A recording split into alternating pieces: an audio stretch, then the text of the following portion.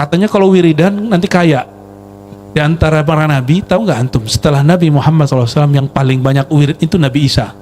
Tapi Nabi Isa afqarul anbiya, nabi paling fakir, nabi paling miskin. Nabi paling. Jadi bukan zikir itu sebenarnya yang bikin. Ya. Jadi selama ini kan ada zikir pelaris, benar nggak? Bener zikir pelaris. Remeh amat zikir untuk akhirat melariskan dagangan dunia yang cuma beberapa hari. Sekelas gak ini? Zikir untuk akhirat, nyebut nama Allah pemilik dunia dan akhirat. Antum gunakan zikir itu untuk melariskan dunia, supaya jebol jadi anggota legislatif, supaya jebol jadi wakil jadi wakil rakyat, jadi bupati, jadi wah remeh bener.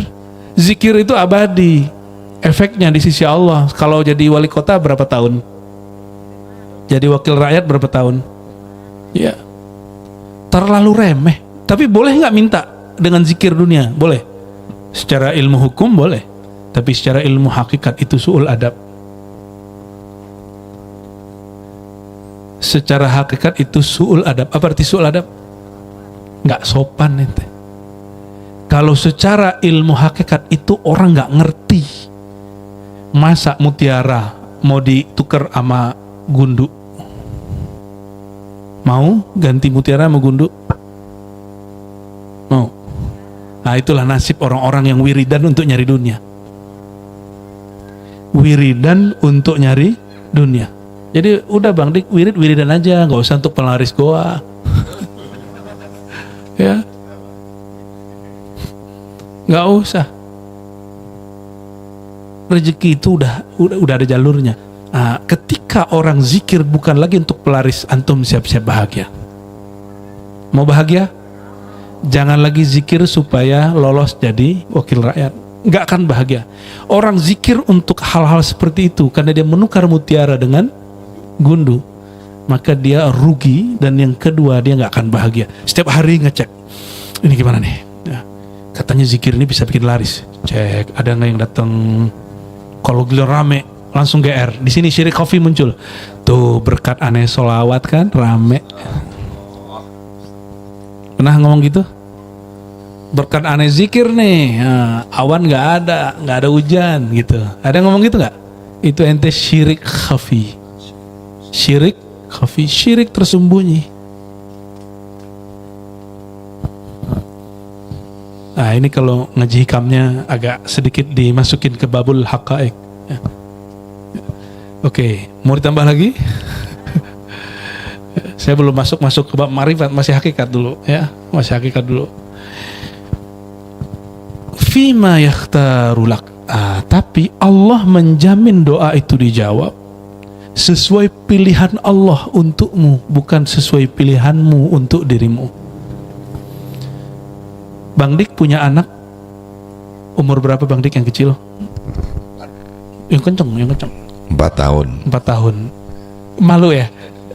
Anak rasa cucu. Enggak, masih muda toh? Masih muda ya, ubannya aja yang udah jelas. Ketika anak minta motor 4 tahun kasih nggak? Kenapa? Karena sayang apa benci? Sayang lah, belum pantas ya. Ini dia. Berarti si anak tidak lebih mengerti dirinya daripada orang tua. Paham ya? Ketika orang tua menahan pemberian permintaan seorang anak, itu bukan karena benci sama dia, tapi karena sayang sama dia. Nah, inilah inti kajian hikam. Kajian hikam itu ingin ngasih tahu, kondisi kamu apa saja itu baik, cuma mindsetmu yang jelek. Kondisimu apa saja itu baik, karena Allah itu maha baik. Ketika dia menahan pemberian yang kau minta-minta itu karena dia sayang denganmu. Kalau seandainya dikasih itu bocah 4 tahun, motor jatuh nggak? Tabrakan nggak? Nah, Allah itu kalau nggak sayang kepada si hamba, minta apa aja dikasih. Nah ini hati-hati. Alamatul mal'unin al-matrudin, ciri-ciri orang yang ditolak sama Allah, apa aja yang dia minta dikasih. Selevel Nabi minta ada yang nggak dikasih nggak? Ada. Apa doa Nabi? Ya Allah, La taj'al ummati yadribu ba'duhum fawqa ba'd riqaba ba'd. Jangan jadikan umatku yadribu ba'duhum riqaba ba'd. Umatku berselisih, bertengkar satu sama lain. Itu diaminkan? Tidak. Makanya hari ini orang belajar fikih tengkar. Baru hijrah, ternyata hijrah itu banyak alirannya juga. Ada hijrah ke kanan, ada ke kiri. Nggak tahu Bang Dik nih hijrah yang kemana nih? Bang Ronald hijrah kemana Bang? Gimana Bang Irwan? Ya, hijrahnya? Kalau antum hijrahnya ke Ustadz, banyak jalannya.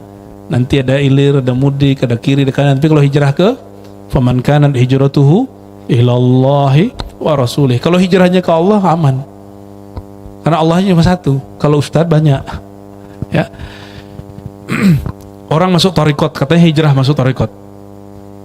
Apakah orang thariqat itu adem-adem aja atau sekarang bertengkar? Tengkar nggak? Tengkar. Berarti berthariqat belum tentu beres. Orang thariqat tuh, thariq artinya jalan. Orang yang baru di jalan, aja orang jalan hari ini. Jadi berthariqat belum cukup. Mesti sampai kepada hakal. Orang thariqat hari ini cuma wirid. Padahal guru-guru kita ahli thariqah, mereka tidak hanya mengajarkan wirid. Mereka sebelum mengajarkan wirid, kenalkan dulu siapa nama yang diwiridkan. Hari ini baru ketemu Bang Dik misalnya nih Kiai. Pak Kiai, ijazahin zikir dong. Langsung minta ijazah. Langsung minta beban. Itu orang cerdas apa orang konyol? Ciri-ciri murid yang kurang arif. Baru ketemu minta wirid, berarti nyari beban. Seharusnya kalau baru ketemu bilang, tolong terima aku jadi murid, tolong doain supaya istiqomah, begitu aja. Gak usah minta wirid. Kalau dikasih sama gurunya 10.000 gimana? Ini amalinnya sholawat sehari 10.000. Kayaknya antum gak balik-balik lagi tuh. Jadi kalau ketemu gak usah langsung minta talqin, gak usah ngaji aja. Minta izin sama gurunya, izinkan saya ikut ngaji, ikut belajar. Gak tahu kalau guru di luar sana, mursyid di luar sana mungkin ayo talqin itu urusan mereka. Tapi kita sedang menghidupkan, ngaji dulu, kenali dulu yang engkau sembah, baru minta amalan sembahannya. Jangan nyembah dulu sebelum kenal, nanti nyembah hantu. Gak jelas siapa yang disembah. Sembah kan menghormati, mengabdikan diri. Maukah mengabdikan diri kepada zat yang tidak dikenal? Mau gak? Nah, selama ini mohon maaf orang tua itu cuma ngingetin anak, kamu sholat. Tapi anaknya gak diajarin siapa yang disembah di dalam sholat. Ya. Akhirnya mohon maaf, mungkin di antara yang hadir malam ini ada yang merasa sholat itu beban waktu disuruh orang tuanya dulu. Bener gak? Ya, bener ya? Ya, yang ngangguk-ngangguk, yang diam-diam malu itu semuanya itu. Kira-kira lebih kenal Allah atau lebih kenal orang tua kondisi si hamba? Lebih mengerti Allah kebutuhan Bang Dik atau orang tua Bang Dik? Oke. Tapi anak kecil apa kata dia ketika orang tuanya nggak ngasih? Papa nggak sayang gitu ya. Ya, fa'akul lakum ayyuhal hadirun. Jadi saya sampaikan, ketika ada seseorang ngomong begini, Allah kok belum ngasih-ngasih ya? Itu rohaninya mirip seperti anak 4 tahun. Maka rohani itu ada kualitas umurnya. Jadi ada rohani dewasa, ada rohani masih anak-anak.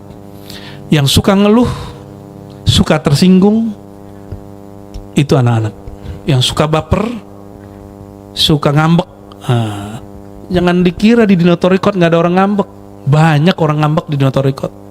Saya aja ketemu mursyid ngambek sama temannya mursyid, padahal gurunya satu. Nggak sapa-sapaan sampai mati.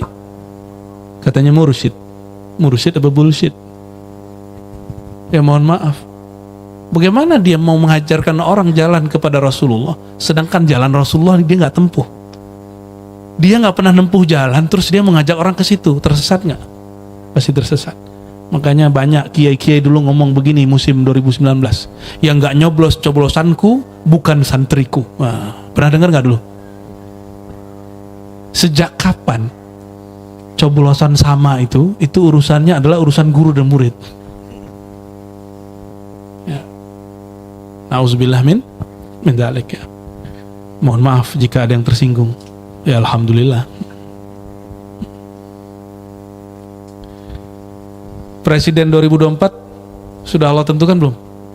Wah, sama kita santai aja ya. Jadi Allah sudah siapa yang menang sudah tahu? Siapa? Ya kitanya nggak tahu, tapi Allah sudah tahu. Ya sudah, ngapain repot-repot? Ya. Jadi membingungkan hal yang sudah dijamin, itu yang disebut taksiruka, tanda-tanda batinnya mati, ketutup sama WhatsApp, ketutup sama hoaxnya di YouTube.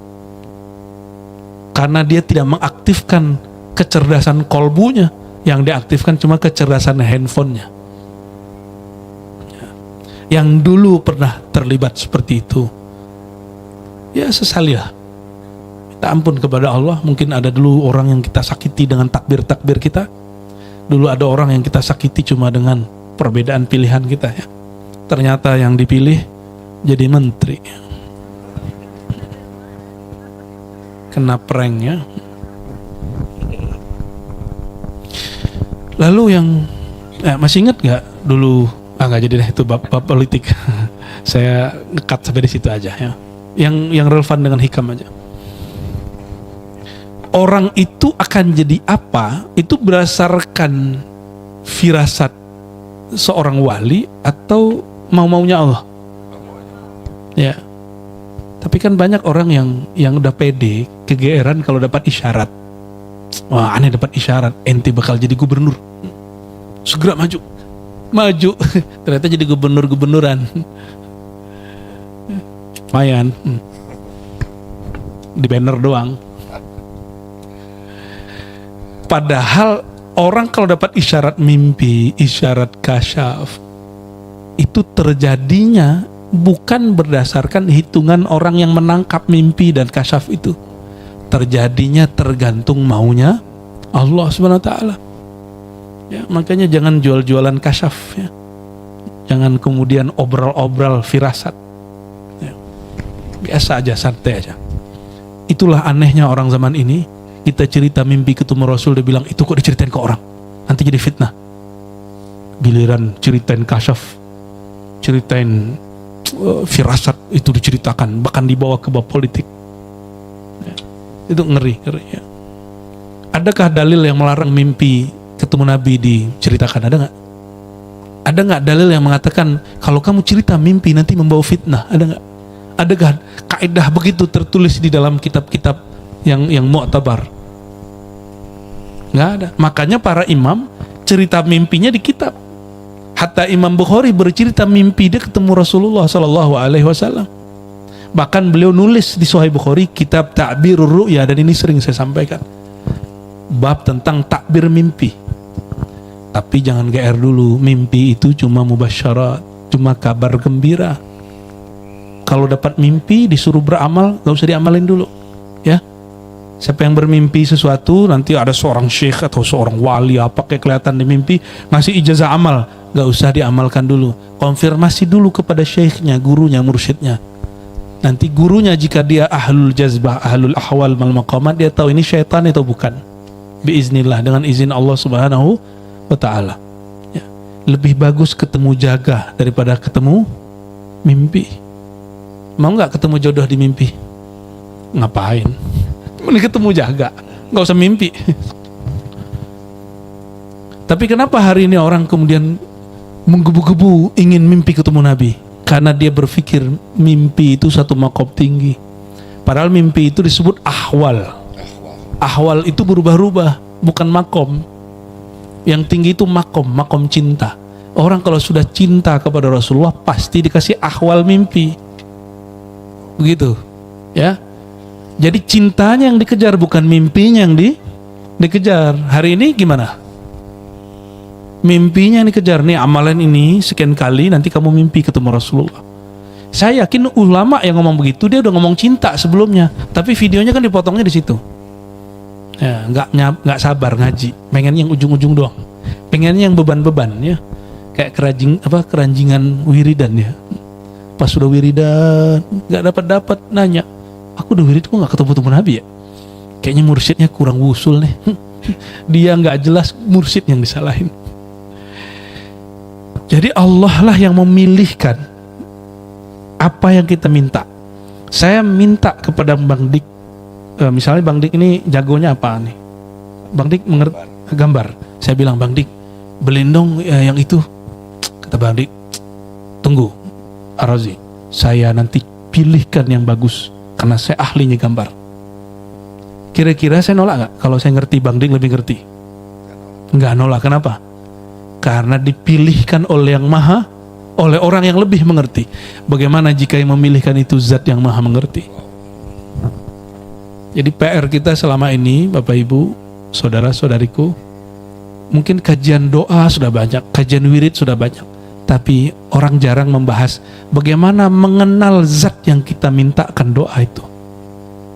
Jadi kita ini kurang mengenal dia sehingga sering meminta hal-hal yang di luar kepantasan seorang hamba minta kepadanya.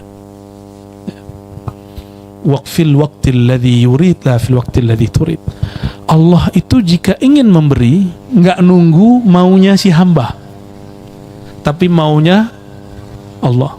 Nah, gimana cara mengkorelasikannya supaya nggak menunggu, supaya tidak menunggu? Gimana?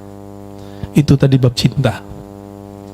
Apa kata Nabi SAW? Allah berfirman, jika Allah telah mencintai seorang hamba, kuntu sama'ahu, maka berubahlah pendengarannya, penglihatannya, termasuk kehendaknya, waktu yang dia mau. Jadi jika si hamba sudah dicintai Allah, kehendak si hamba lebur dalam kehendaknya Allah. Maka kapan si hamba mau terjadi, berarti itu maunya Allah. Bukan Allah mengikuti maunya hamba. Sejak kapan Allah mengikuti maunya hamba? Pantas nggak Allah ngikutin maunya hamba? Atau hamba yang mesti ngikutin maunya Allah? Allah itu bukan presiden demokrasi, bukan. Allah itu maha adil, maha diktator. Hanya Allah yang boleh begitu. Tapi juga maha penyayang. Maka nggak boleh si hamba ngatur-ngatur Allah. Jadi di salah satu nama Allah, Malikul Mulk, Raja di Raja. Artinya Allah itu absolut, nggak boleh diatur-atur.